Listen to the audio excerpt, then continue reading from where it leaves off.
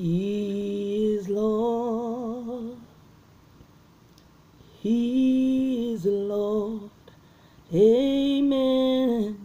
He has risen from the dead. He is Lord. Every knee shall bow, every tongue confess that Jesus Christ is Lord. He is Lord. He is Lord. Amen. He is risen from the dead. He is Lord.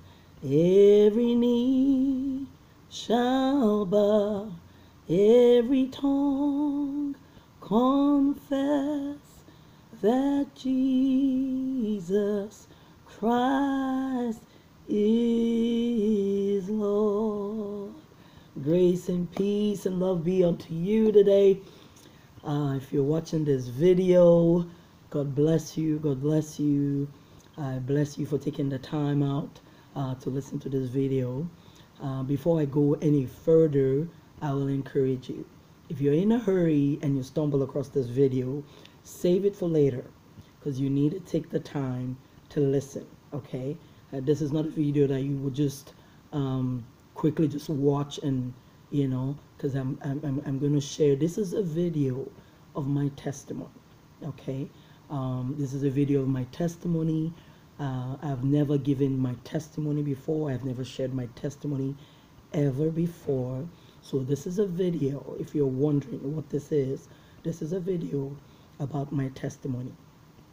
How God arrested me, saved me, delivered me from a life of sin, and brought me into his kingdom. And today I am very, very I want to use the word proud, but not in a pompous way, not in a I mean, because I'm coming from a place where I was, even by family, not considered anybody, was not a smart kid, so on and so forth. So when I use the word proud minister of the Word of God, is at the age of 49, I finally found out what my purpose was, and God finally defined for me what my calling is and what my purpose is. So I'll take us right back to the beginning. Okay, so I was a stripper.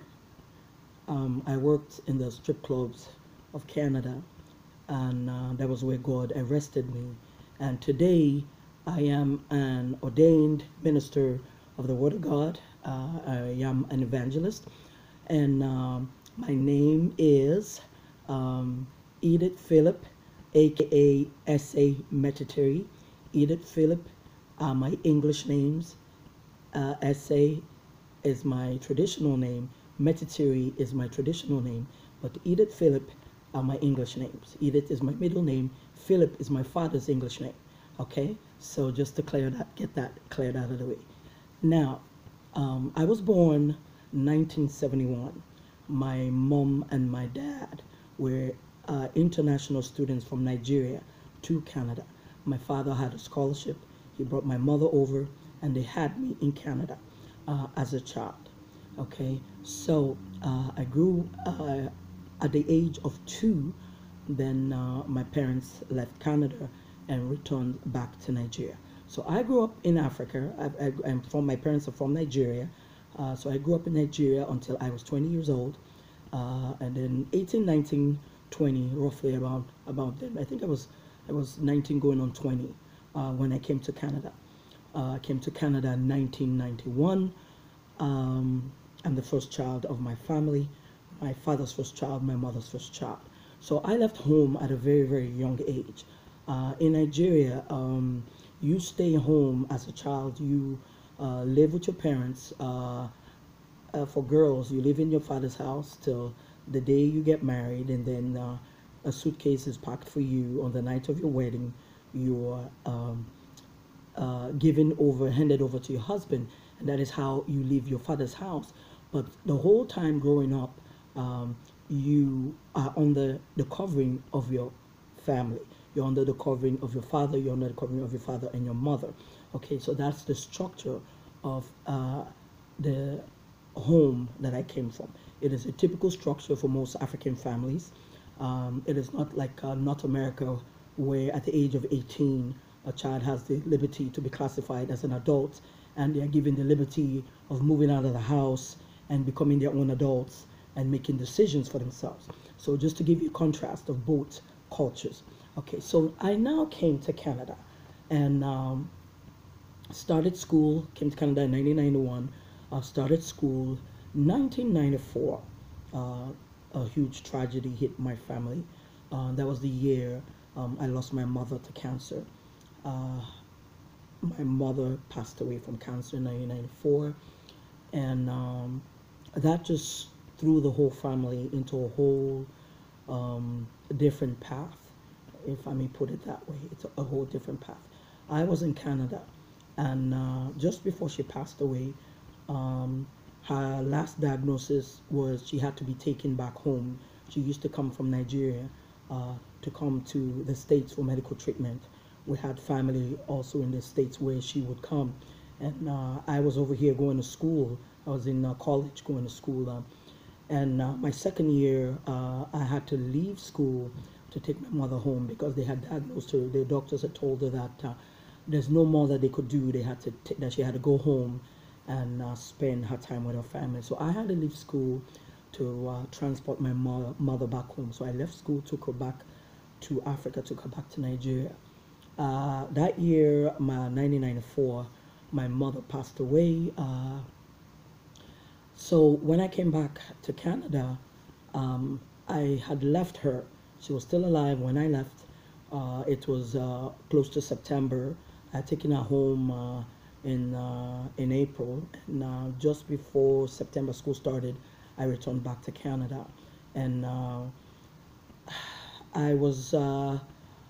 I came back to Canada getting ready to go back to school. But when I came to Canada, while my mother was still alive, when I had gone back to Canada, it was from the airport that my friend that was watching my apartment gave me the news that the landlord had taken over my apartment, and I don't have a place to go to. Why am I sharing these details? Because this is where my journey with the Lord truly began. I can look back today and trace the footsteps and the hand of the Lord upon my life. Whenever tragedy happens, there are lots of people that believe, that when things happen, oh, why is God allowing this happen? Why is God allowing this happen? I have learned from my walk with the Lord that no matter what is happening, either good or bad, everything is working out for your good. That is one thing that I've come to learn from walking with the Lord. So this situation now threw me into the shelter system of Canada. Okay, and now threw me into the shelter system of Canada. So I ended up in a shelter. I had no place to go. I lost everything in my apartment. Everything. All I had was what I had taken to me on my trip back home. Coming back, everything. I lost everything. And so that is one key point.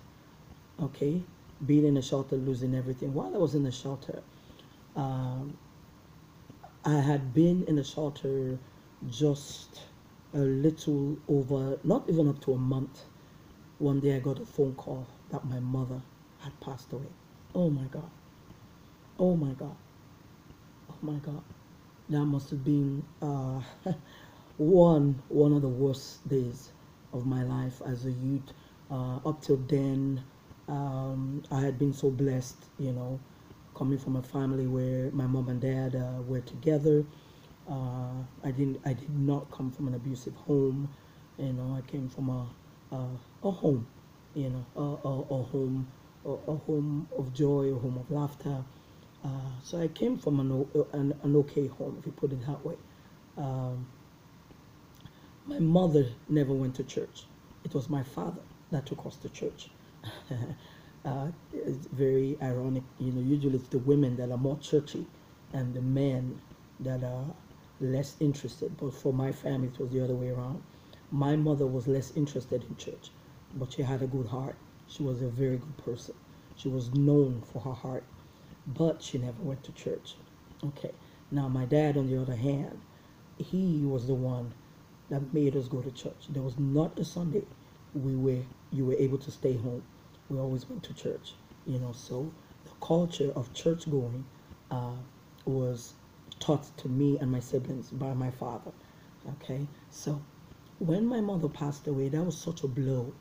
I was in the shelter system in Canada, and one evening I had gone for a walk with one of the girls from the shelter, and that was when I stumbled into a guy. Being young, you know, uh, we were standing in front of a nightclub and we were just talking, and this white guy crosses the street and comes over to me. My friend was a white girl and I was black, and this white guy comes over to me all dressed up in a hip hop um attire, and and he opened his mouth and said hi to me, and he had this strong Jamaican accent, and I was just like, whoa, who is this? you know, oh, who is this? When you're young, the foolishness of youth, the foolishness of youth. So I was so thrilled out of my tree. I was just fascinated by the fact that he was white and he had this Jamaican accent, and we exchanged numbers, and that was how I started dating this guy. And they were coming from a different town from where I was, and they would come and spend the weekend, stuff like that. So I was still in the shelter, and I worked at Wendy's at the time, and when I started seeing this guy, so I now complained. I said, listen, I don't want to work at Wendy's anymore. I want a different job. So he was the one, okay? He was the one that now introduced me to stripping, okay? So do you see why it's so important? The company children keep. So this boy now introduced me into stripping. My first day in a strip club, I almost had a heart attack. I could not believe that there were places where adults went and were entertained by other um, adults, in that manner. Most of you, I'm sure you have an idea of what strip clubs are. And I could not sleep for 2 weeks. My soul was bothered. It was like something died inside of me because I had entered into a door and a gate and a place that I had no clue existed. Here I am, coming from Nigeria. I had only been in Canada for 3 years, 4 years, with the passing away of my mom, so my life was, it was like a roller coaster. I entered into this door, and after the 2 weeks, my spirit, my body became numb to it. Everything inside of me became used to it. It became the nudity and the atmosphere and everything. After 2 weeks, now became a bit normal. I was now able to. After that first night, I said to him, I said, listen, I can't do this. I cannot do this. Okay, I cannot do this. Because he had suggested to me, hey, listen, you like to dance and you can make good money. You can make good money. So that was the catch for me. I thought to myself, hey, listen, if this is a place where, I can make good money, and I'm dancing, and I love to dance. Okay, that's one of my things. I love to dance. I'm like, wow, this would be an okay job. Only to walk in there to find out that I had walked into the adult entertainment industry. You know, it's amazing. It's amazing. So to make the story short, I worked in that industry for 19 years. Now I started working in the entertainment industry, which is a strip club, the year 1994, and then 2000 and um, 2099. No, sorry, 1999. 1999. Um, I had just that year. I had just bought myself a car for my birthday. I had just bought myself a brand new car, uh, a two-door coupe. You know, I still silver. I remember the model. I remember the make and everything. You know, so I was really flying high. You know, you're young, and I had nobody in Canada. I didn't have any family in Canada. There was no one around me that was speaking into my life. I was here in Canada on my own, and as a child, I was loving it. You know, I call myself a child because I had never lived, you know, that far away from home and outside my family. The thought of not having any adults around me to tell me what to do um, was something that I was excited about, you know, which is a very wrong thing now that I think about it. But so the liberty, having the liberty, but no voices to give direction. Counsel is so important. Counsel is so important. I never had counsel. You know, there was no one to tell me that, hey, listen, this place you are working is not a good place for you. You know, this job that you're doing is not good for you. You know, so I stayed in the business. You know, met all kinds of girls at that time in Canada.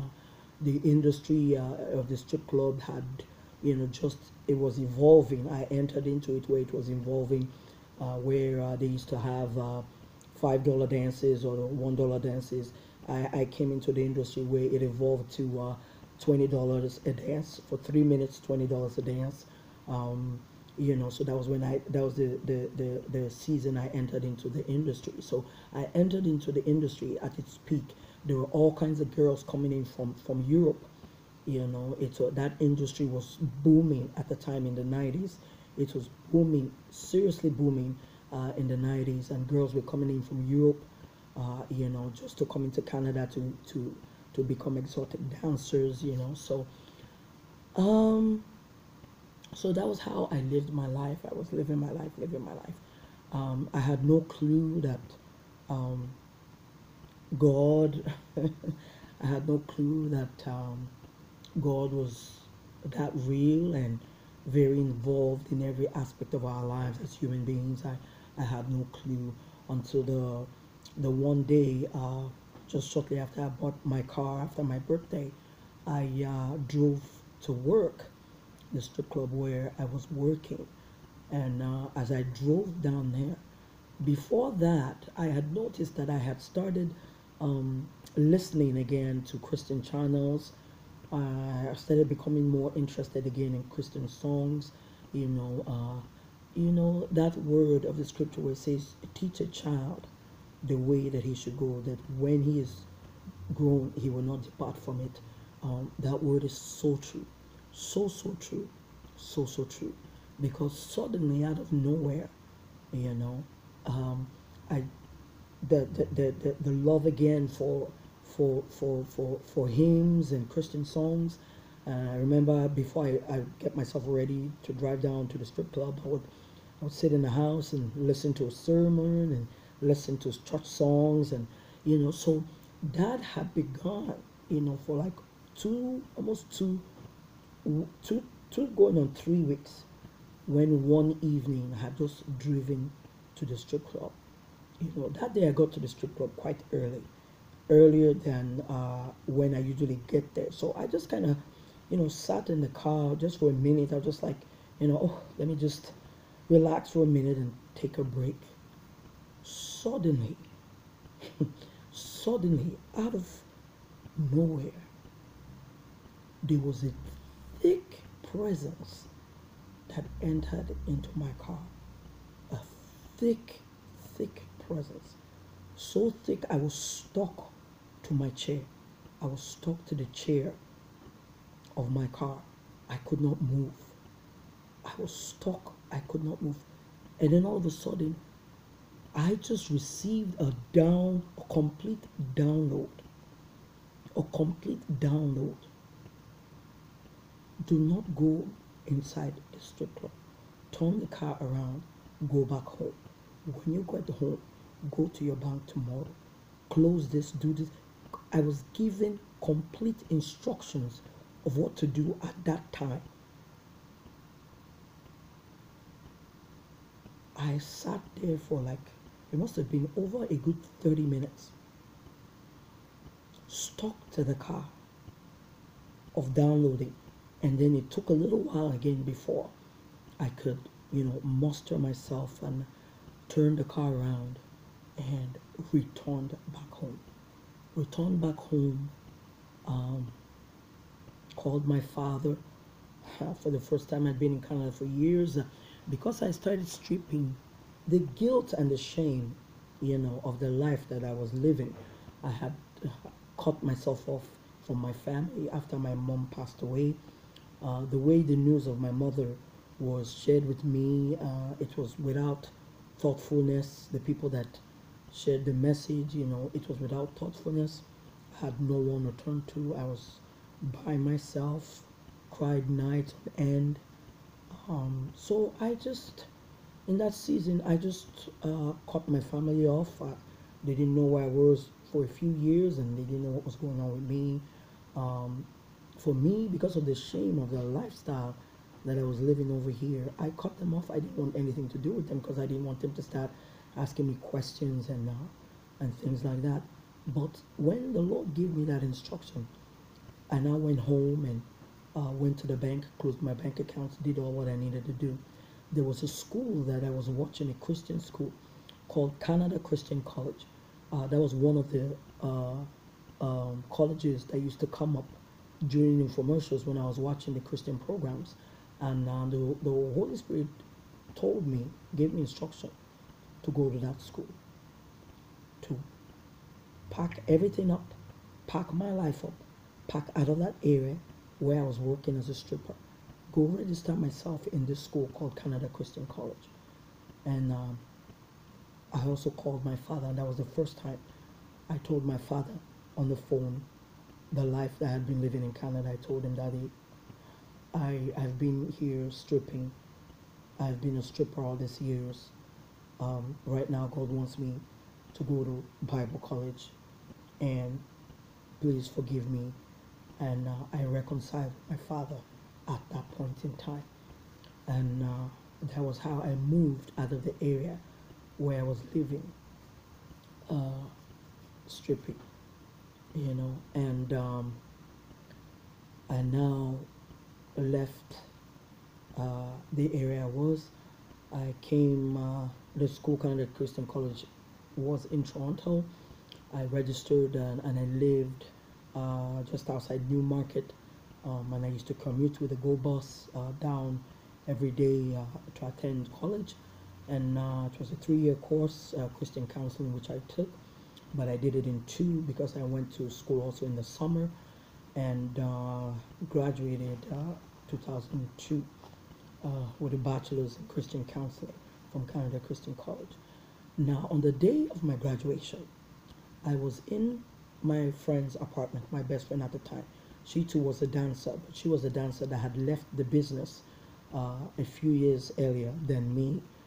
So she is the one that the Lord used to help me move out of that environment.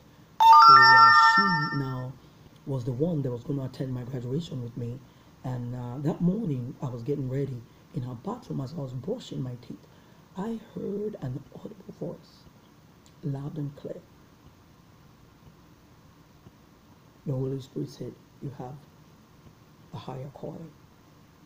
I turned around and the toothbrush, I looked at the toothbrush in my hand.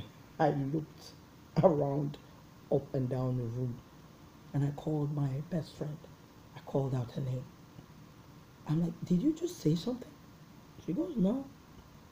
I go, "Are you sure?" She goes, "Yeah, I didn't say nothing."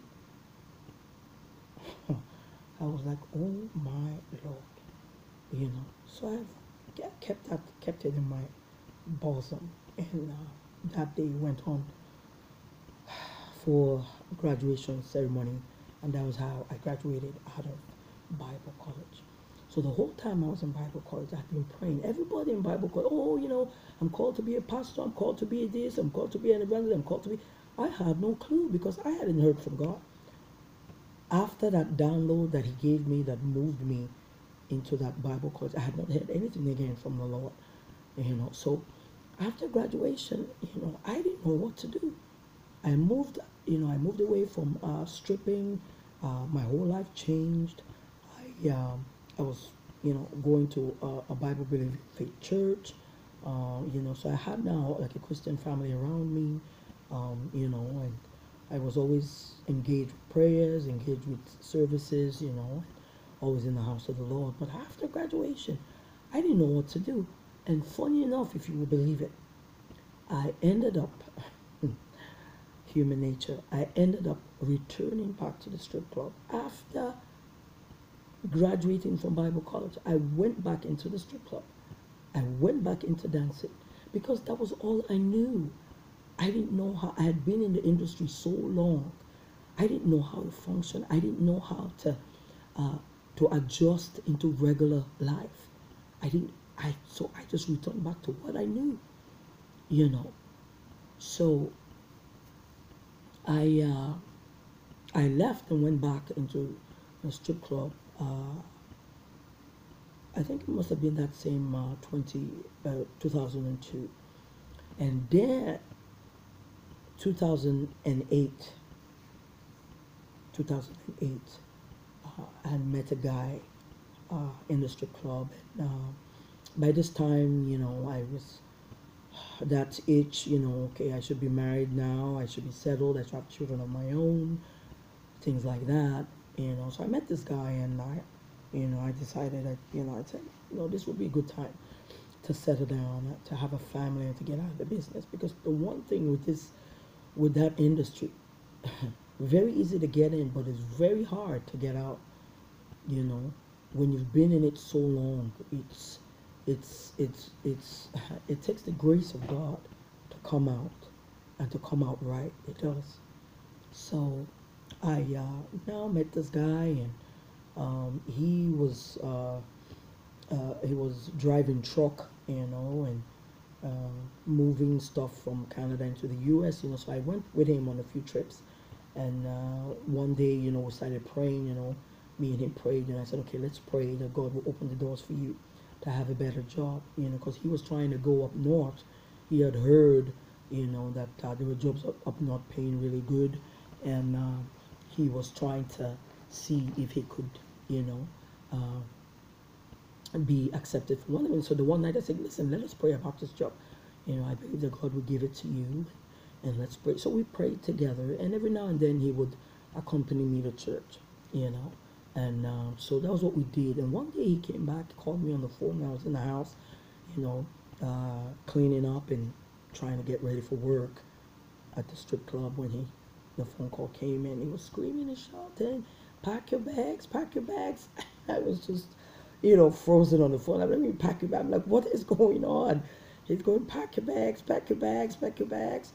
We're going up north. I'm like, oh my Lord, are you serious? I'm like, all right, I hear you, but I got to go to work. So that was how the conversation went. And then that was how I now packed up my things from the strip club, packed everything I own. The job, the place that had accepted him, they paid for moving, and so they paid for, because I had everything in my apartment. I had everything, and he was living with his parents. He was living in his parents' house. He didn't really have a place of his own, although, well, he used to have a place of his own, and he, too, his life too was up and down. His life too was up and down, so he too was, for his personal life was not stable either. So he was with his parents, and because he drove truck, it made sense, because There are times he's gone for like days, before he came home. So he was with his parents. So now that we started dating, so he now started staying at my place. So that was how we ended up moving up north. So we went up north, and we were out there together for almost a year. Then one day, I had a dream. I had a revelation because he now got a job, and he worked in a diamond mine. He got a very, very good job, and God blessed him so. God blessed him so much. He got a job in a diamond mine. So they would go out 2 weeks and come home 2 weeks. So I was home. So I now got a job in a lawyer's office. So it's a very small town. Population was like 4,000. Wasn't really big. So very quiet place and extremely, extremely, extremely cold. The sacrifices we make, women. But yeah, so that was what he was doing. He would go 2 weeks in, 2 weeks out, 2 weeks in, 2 weeks out. And then after a while, certain season, I started noticing, him being a little bit distant when he would come home for 2 weeks. He would come home angry. The slightest thing, he would get offended. It was getting too much. Then one night, and every night I always prayed before I slept.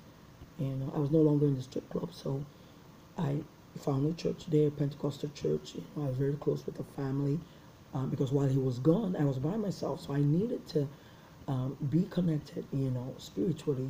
So I found a very good church that I attended. The pastor and his wife and his children, they were very welcoming to me, and so they were kind of like my family there, So one night I had a dream, I had a revelation, and I saw him in the dream telling a female, that's the guy that I moved up north with, the one that I was dating. Um, you know, we had talked about marriage, settling down, having children, and all that stuff. He really said everything he needed to say, and convinced me, to pack my things, pack my career up, pack everything, leave Ontario, leave the people and the environment that I'm used to go up north where I don't know anybody, not familiar with anything out there, and then he comes from a background where, they love to hunt and fishing and hunting, and those are premier places